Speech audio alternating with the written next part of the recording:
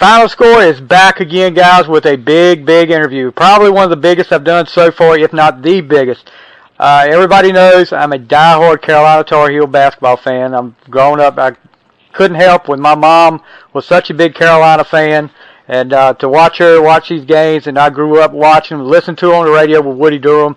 I am honored to be able to interview one of my mom's favorite players. He played at Carolina from 1980 to 1984, part of the 1982 National Championship team. And he actually went back to coach at Carolina. I'm talking about Mr. Matt Doherty. Welcome to the show, Mr. Doherty. Thank you so much. I appreciate you having me on. Thank you for having me on. Like I said earlier, it's been a big thrill to be able to do this, and I'm just honored to have you on the show.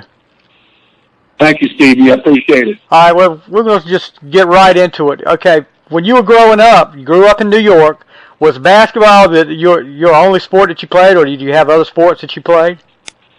Well, Stevie, I'm 57, and growing up in New York, at that time on Long Island, I think everybody was kind of a seasonal athlete. Right. You played the main sports, being baseball, basketball, football, and hockey were the main sports. I gravitated towards baseball early.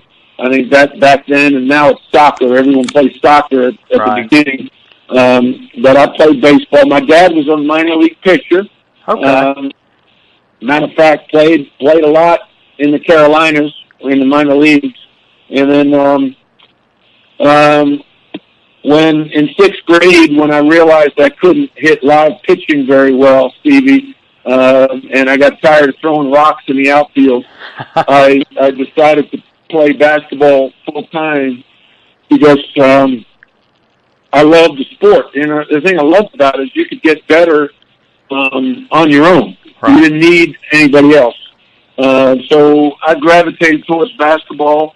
I felt like there was a book I was reading, Life on the Run by Bill Bradley, and I think he said, if you're working on if somebody's working on your game and you're not, when you meet them, they'll have the advantage. And I literally think when I read that, I quit baseball that very day and dedicated myself to basketball, and that was about sixth grade. So, yeah, I loved it. Always played against older guys, try to get better, and was very blessed to play for a good high school coach in Bob McKillop, who's now at Davidson. And then Dick Zeitler followed him, and then be able to play for, maybe the best coach in all team sports in Dean Smith. Yeah, you were very, very successful in high school at Holy Trinity. You were you were Bob McKillop's first. You were the first freshman to start on his varsity teams? Wow, you've done some research. I have. That's impressive, Stevie. That's impressive.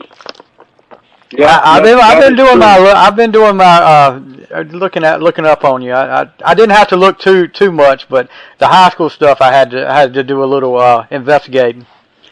Yeah.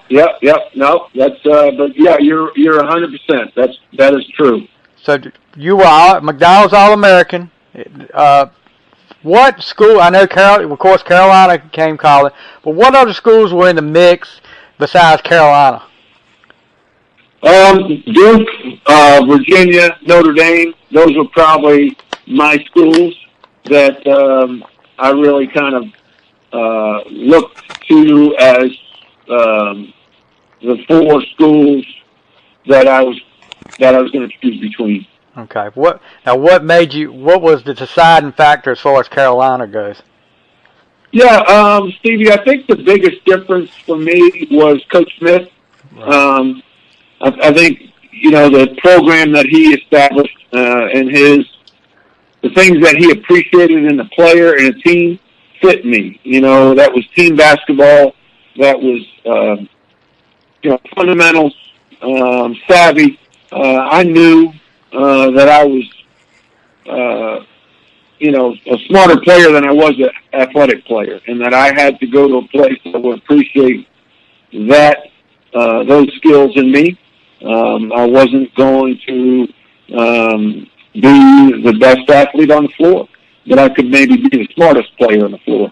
So I knew we would appreciate that, and I just fell in love with the program Michael Korn, who played before me, was one of my favorite players. Oh, yeah. And I just appreciated the way Coach Smith went about recruiting me. Right. So, what first impressions of Chapel Hill Day? Oh, gosh. Just Chapel Hill, beautiful. The weather, the campus, the color, the flowers, the people. There wasn't anything not to like. Right. Okay, so you get to Carolina, your freshman year, y'all are pretty successful, 29-8. You make it to the national championship game against Indiana team with I believe it was, Isaiah Thomas was on that team. That's right.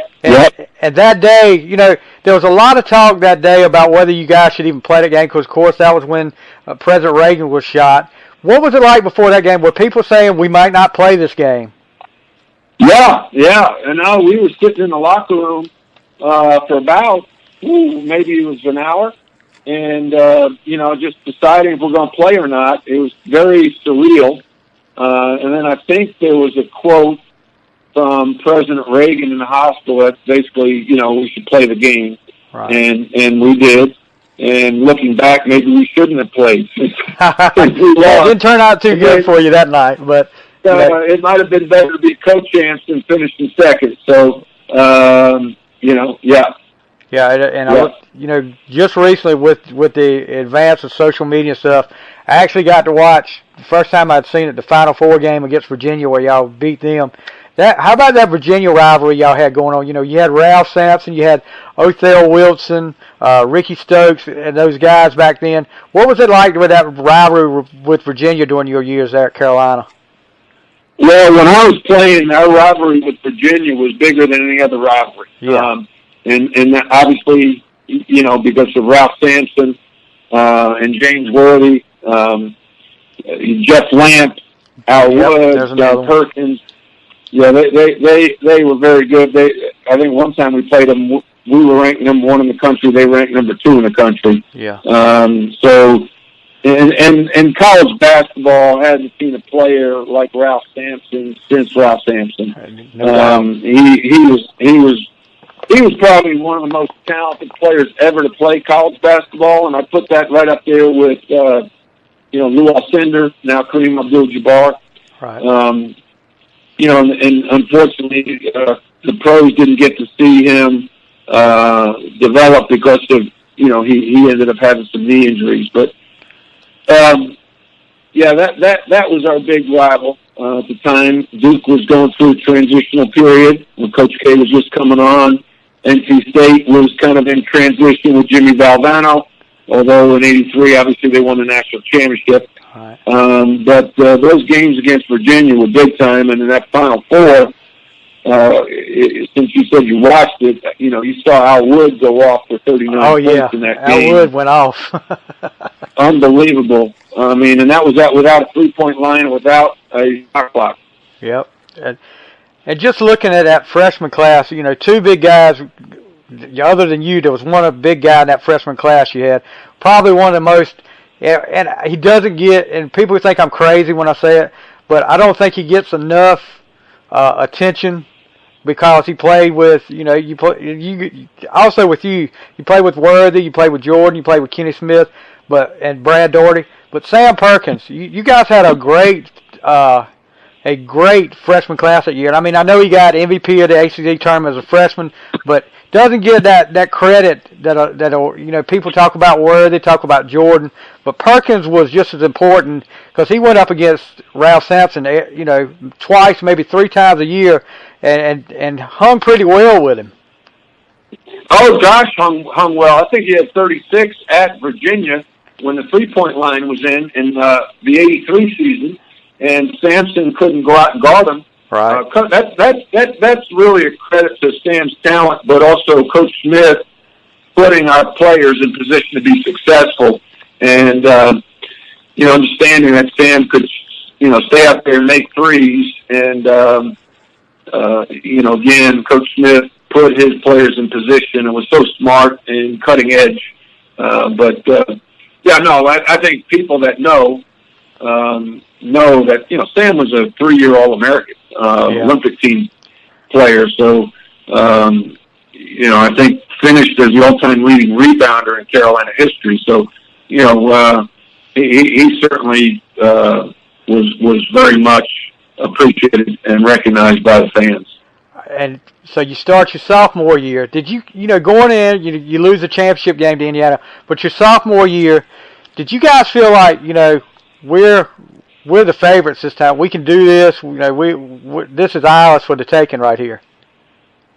Well, I think that we were very confident. I think when you lose two starters, but you return James Worthy, Sam Perkins, Jimmy Black, myself, and then you have a guy like Michael Jordan joining the program. You have confidence that we could do it. There was some concern about a lack of depth. And fortunately, we dealt with some short-term health issues. I think Sam Perkins was sick at home. We lost to Wake Forest. Right. We lost at Virginia, but other than that, we ran the table. And thank goodness that injury and foul trouble didn't get the best of us. Yeah, you guys pretty much played with maybe seven guys, 7 or 8 guys coming off the 8 guys, 3 off the bench. But you make that, you get 32-2, and you guys. Okay, I got to ask this. First impressions of Michael Jordan. Or they called him Mike Jordan then, I think. But first impressions when he came in. Yeah, I think the first impressions were, that he was a pretty cocky kid. The way he walked in the gym and, kind of bobbing and, had his hat on sideways and, then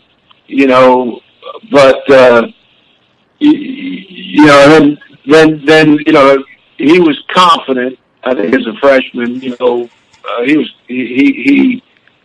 backed it up. I mean, the things that he could do on the court, obviously, are well documented. But to see him up close and personal, his ability to drive the baseline and hang and find a little alley to shoot the ball up in and make it was very, very impressive. And then, then his confidence grew after he hit that game-winning shot. And then the next year, he just grew a little bit and got stronger, and the rest is history. Yeah. Let's talk about that tournament run you guys had. You get the win over James. You eke out a win against James Madison, which was a little too close for comfort with that one. 52-50. Yeah. Then the Alabama, you win by 5. Villanova, you get a 10-point win. Play a Houston team, a dangerous Houston team, you get a win by 5.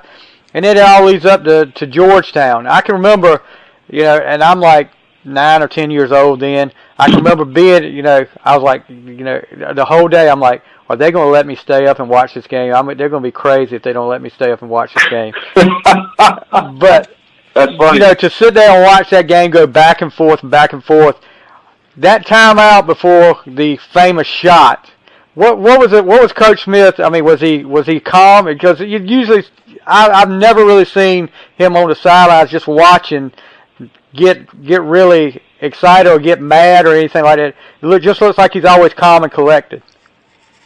Right.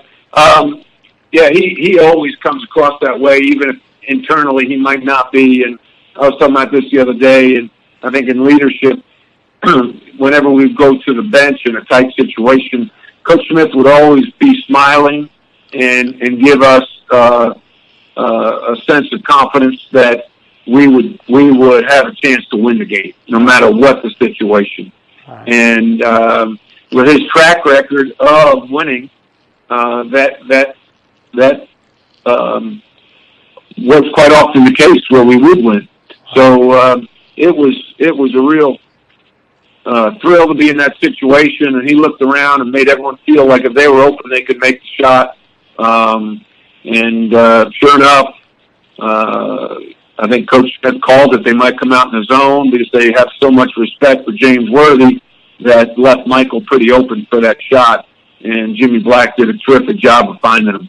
Yeah, and that's definitely, and then the play after that, of course, crazy play after that, the pass from the Georgetown play, I think it was Fred Thompson? I think that was his name, to James Worthy. Fred Brown. Fred Brown. Was that Freddie it? Brown, yeah. Yeah, to James Worthy that pretty yeah. much ended the game. So, you win the national championship. What was that like? Especially, all the talk was as many Final Fours as Coach Smith had been to, and you guys finally got one for him. That had to be a pretty much satisfaction, if not for yourself, to win the first one for Coach Smith. Oh, it was huge satisfaction. I mean, we were, we knew what everyone was saying about him not winning the big one, and for us to be able to be on that team that helped him win his first championship, we really took great pride in that. Oh yeah, definitely. So, junior year, you lose James Worthy, but you guys got a pretty stellar lineup. You lose Jimmy Black. You got a pretty stellar lineup coming back. Yeah. You start off 0-2, and then a last-second shot away from going 0-3 against was it Tulane? I think Tulane. Yeah, Carmichael. Right. So, were you guys kind of concerned then? All right, what's going on here? I think. A little bit. I mean, you kind of trying to figure things out. I don't know why. Was it chemistry? Was it the newness of it? Was it leadership? But I think we knew we'd right the ship. I mean, we basically had the same starting. Well, we added Jimmy Braddock, who was a junior, right, who was a very good player, and Brad Doherty at the center spot, who ended up obviously being a great player. But Brad Doherty started college that year at the age of 16. I mean, think about it. He didn't turn 17 till Brad was, I think, October of his freshman year in college.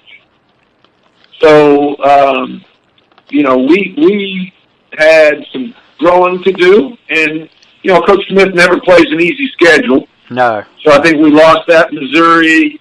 St. John's. I forget it was. St. John's. We should have won that game, man. Yeah. We had that game wrapped up, but yeah. I mean, so you're gonna play tough teams when you win the national championship. It's everyone's biggest game. Oh yeah. So once we settled down, then we rattled off 19 straight wins, I believe. Yeah, you dropped out of the top 25 for a while, but you reel them off until I think you lose a couple. You lose to Villanova and Maryland State, and then you reel off some more wins, but get to the ACC tournament and State. That State that year was just a team of destiny. I don't think there was anything you could have done different that would have knocked them off what they were doing. But you end up losing in the NCAA to Georgia, which was a close game, 77-82. Were you kind of disappointed? I mean, of course, I know after coming off a national championship year and playing in the national championship for your first 2 years, were you kind of disappointed at where you finished? Yeah, of course. North Carolina, if you don't make the Final Four, you're disappointed. Right. And so, I was disappointed that we didn't beat Georgia. They were probably the most athletic team we faced, and we just were not sharp. And in the NCAA tournament, one game and you're done. That's right. The best team doesn't always win. I'm not saying we were the best team that year, but we were the best team my senior year, and I know you're getting to that. Oh yeah. My senior year, we were the best team in the country, but we dealt with some injuries and and lost a game against a team that we played them 10 times. We beat them 9. Probably so. I would think so. Yeah. Yeah. So. Well, yeah, it's hard. Those are things. That's what makes the NCAA tournament so exciting. Exactly. That's what March Madness is about. I got to ask you this: what was it like playing in Carmichael? Because a lot of people don't. Some of these younger kids don't remember Carmichael. But what was it like playing in Carmichael? Playing in Carmichael, Stevie, was like playing in probably playing like Cameron Indoor Stadium now. Right. Fans were right on top of you, low ceiling, tin roof, loud. people would say it's the loudest place they've ever been in. So I think it was right up there with, at the time, Reynolds Coliseum. Oh, yeah. At NC State was probably the loudest place I ever played in, because of the same type of thing, smaller, lower ceiling, hot. Those were exciting times, man. Yeah, exciting times. I've talked to some state guys, some Carolina players that are really, my opinion, and you may not agree with me, but I know it's all about business these days with a lot of sports but I just really wish they would go back to the days, and I know they will never do it. PNC Arena with State, the Dean Dome, which is a great place at Carolina. Play 2 or 3 games at Reynolds, play 2 or 3 games at Carmichael, because I think Cameron is great to play in. I mean, it's loud, it's just like that, and they've got the advantage there. But like you said, Carmichael used to be the same way, and Reynolds was the same way. I think they've kind of got away from that, and I really miss that because it just takes away advantage of having the home court. But when they were right down there on you, I just miss those days. I'll put it that way. Yeah, no, I agree. But at the end of the day, you got to have the revenue. Oh yeah. And when you have twice as many fans coming in, you put the pen to paper, and it's going to come down to dollars and cents. Yeah. And I also missed the paper scoreboard at that end of Carmichael too. I also missed that. Yeah, you know what? They can't find that. Really? They can't find that. I bet you someone's got that in their basement. They could not find that. That's liable to turn up on eBay sometime. Yeah. Whoever's got that, I really miss that. I really do miss that. That's a shame. You know why Coach Smith had that? Why is that? So that when he watched film, he could see the score. He could see the score and knew basically what part of the game we were in. Okay. Because it only had the score and the quarters. Right? Yeah. That's pretty smart. Yeah, he's a pretty smart guy. Yeah, and I imagine playing for him was like, I mean, I can't imagine what it would be like to play for Coach Smith. Yeah, well, it was the best, probably one of the best leaders, definitely one of the best leaders in sports, and would have been a great leader in any industry that he, decided to work in. Right. So senior year, you guys pick up another freshman, and he is, I guess they call him the Jet, Kenny Smith at point guard, and you guys just take off. I mean, winning I think you won 16 in a row before that LSU. Yeah, well, we had everybody back except Jimmy Braddock, and Kenny was so poised and talented that it really put our transition game at another level. Now, Brad Doherty is no longer a 16-year-old freshman. He's an experienced sophomore. And, you had Stan Perkins as a senior and Michael Jordan as a junior. We had depth. I mean, that team had depth from Buzz Peterson, Steve Hale, Curtis Hunter, Joe Wolf, Dave Popson. We were a pretty darn good team. Yeah, until that LSU game where Kenny Smith goes up for a layup and gets knocked down, breaks his wrist, and it just seemed like, of course, when you lose a guy like Kenny Smith for a while, that's gonna hurt.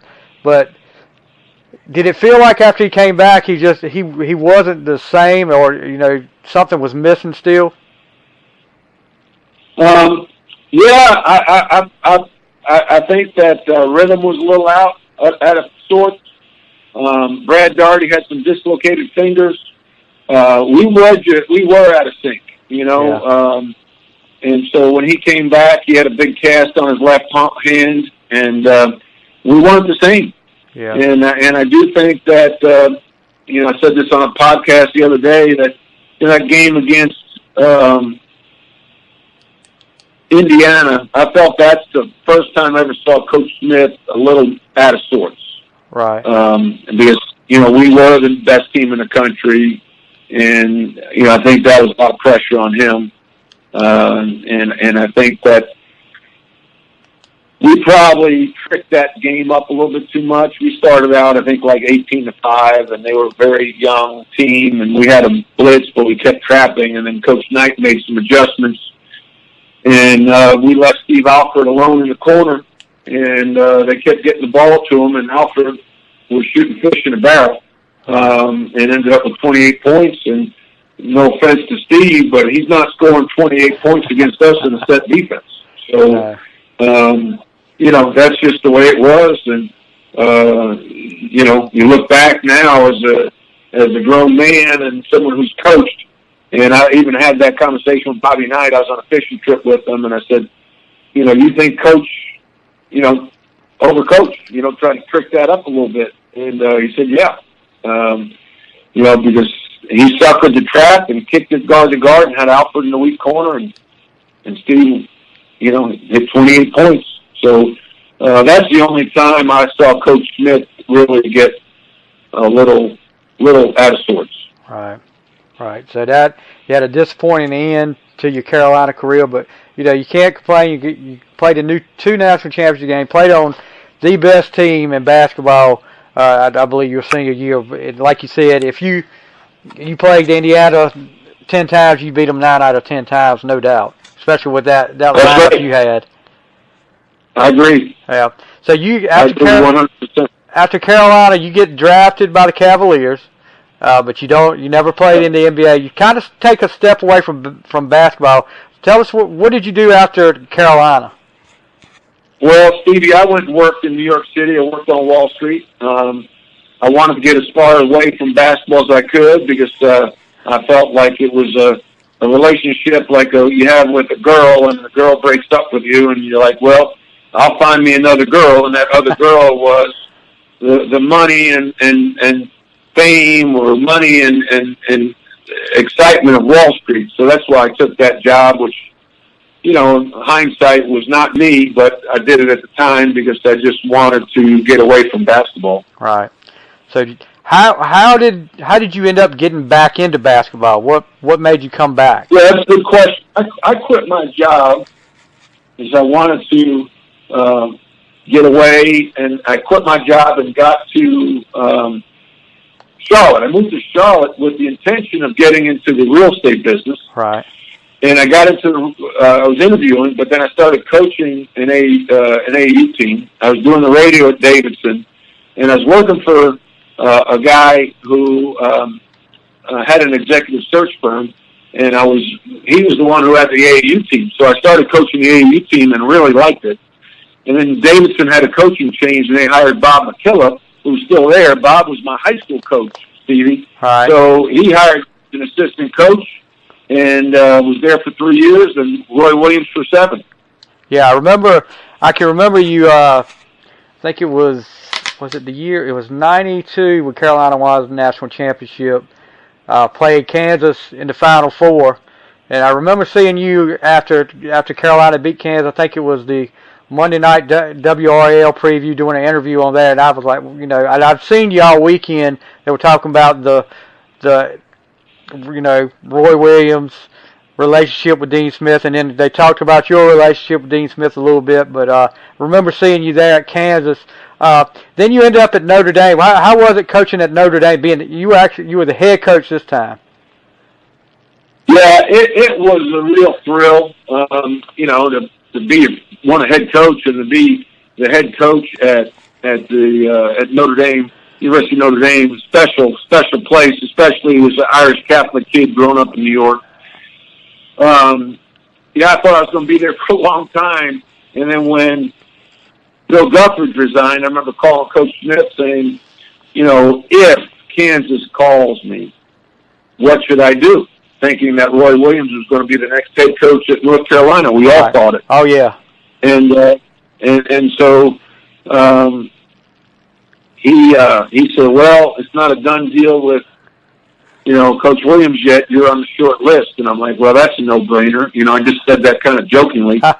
And sure enough, Coach Williams turns it down, and a week later, Coach Smith's asking me if I could take the job. I said, hey, I got to think about it. He said, well, just last week you told me it was a no-brainer, and that's typical Coach Smith, how he doesn't forget.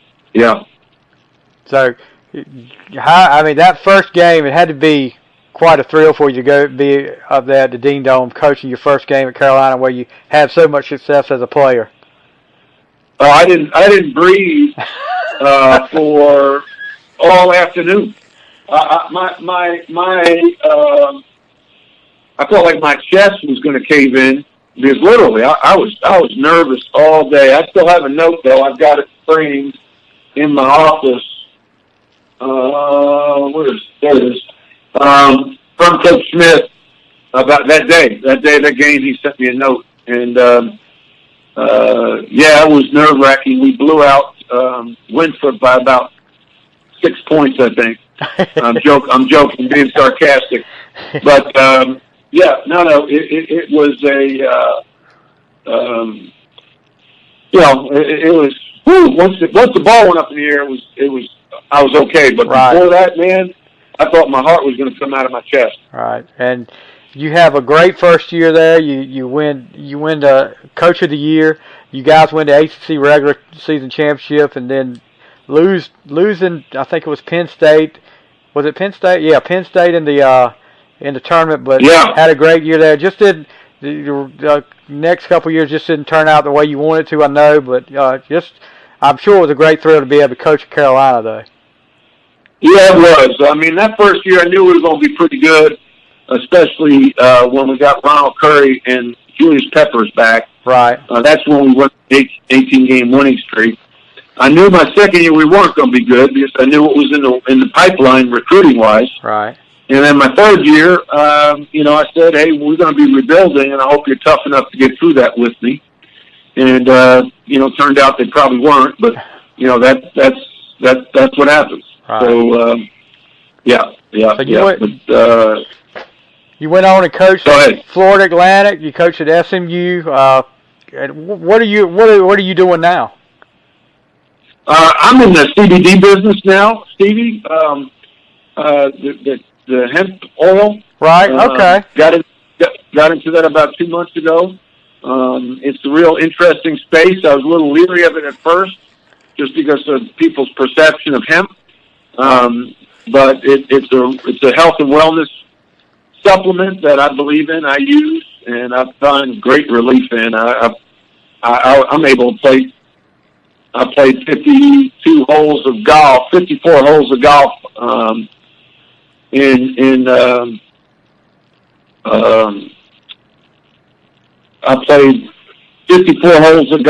in 2 days, a couple of weeks ago. Okay. I couldn't have done that before.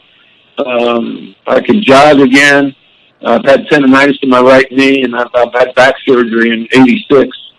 So I feel as good as I have in a long time. I've actually got a neighbor across the street that swears by that hemp oil. He's been talking to me about it, so I know exactly what you're talking about there. You need to log on to stateofmindnaturals.com, Stevie. That's your website? You put in the code COACH, and you get $20 off a bottle. Okay. So anybody's listening can do that too. Yes, sir. Okay. So what's that website again? Stateofmindnaturals.com. Okay, and put in the keyword, put in coach, and you get $20 off. Okay. We'll have to check that out. That is correct. So I've got just 4 more questions for you, and these are kind of like quick questions here, like, your favorite. I'll start them right off. Favorite game you played in at Carolina? Well, it's hard not to say the Georgetown game. Right. That was definitely one of them. Duke at home, last senior home game, was probably one of them. Virginia ACC tournament, 82, was a lot of fun. Villanova going to the Final Four. A lot of them. Utah. That was fun. Okay. Utah. My freshman year, beating Utah in the NCAA tournament. Right. Yeah, that was a lot of fun. Right. Yeah. Toughest opponent. Toughest opponent. Woo.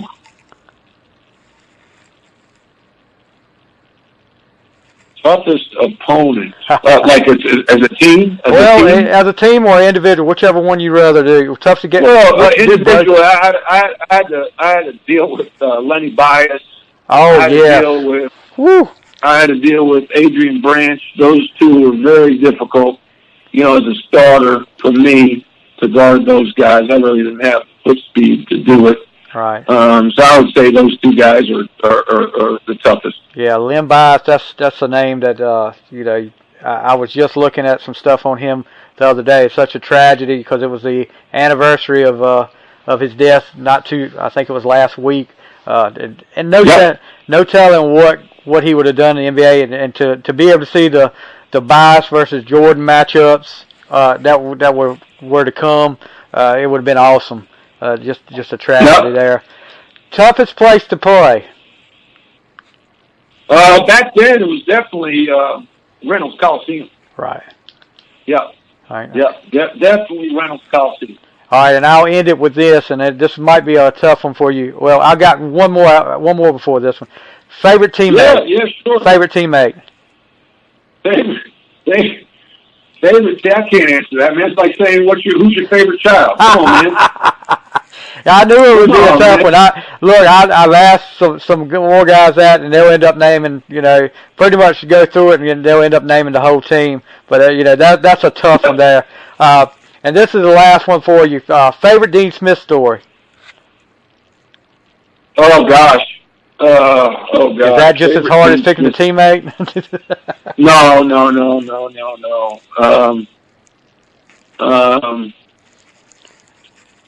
Favorite Dean Smith story. Oh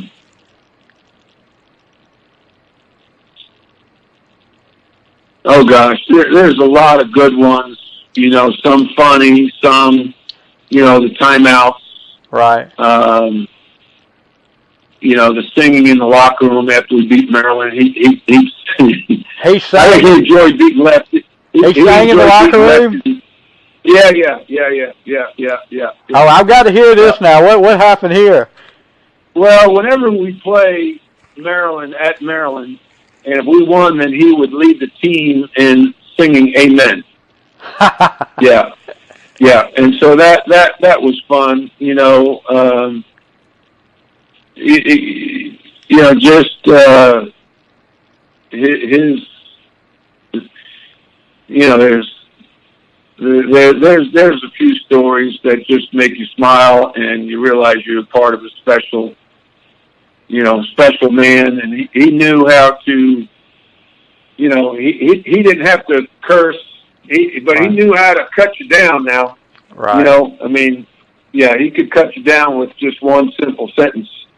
But there's a lot of funny stories, and I can't just pick out one, but it was an honor to play for him. Oh, yeah, definitely. Well, I'm not going to take up any more of your time, Mr. Doherty. Like I said, it's been a great honor to be able to interview you. I can't thank you enough for that. And look, thanks for all the great memories.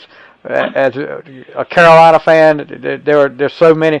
I did my research on you, but I didn't have to do too much to come up with these questions. But thank you so much for doing this. I really do appreciate it.